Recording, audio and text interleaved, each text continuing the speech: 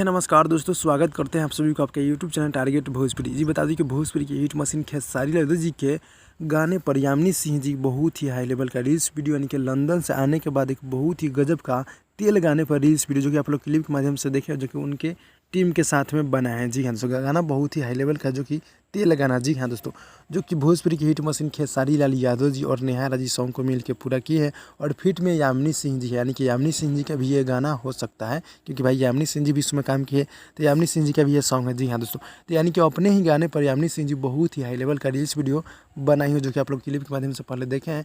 कैसा लगा आप लोग कमेंट में कमेंट कर दीजिएगा। और खेसारी लाल जी लंदन से कल आ गए हैं, तो अब नए साल के गाना का शूटिंग चल रहा है, बहुत ही जल्द आप सबके बीच देखने और सुनने को मिलने वाला है। जी हाँ दोस्तों, तो जितने भी खेसारी फैंस आप लोग देख रहे हैं, आप लोग मेरे चैनल को सब्सक्राइब कर नोटिफिकेशन बेल आइकन को आप लोग ऑल पे कर दीजिएगा, क्योंकि आपको भोजपुरी खबर यहाँ पे मिलते रहेगा। जी हाँ दोस्तों, तो भाई लोग मिलते हैं अगली वीडियो में, तब तक के लिए धन्यवाद दोस्तों।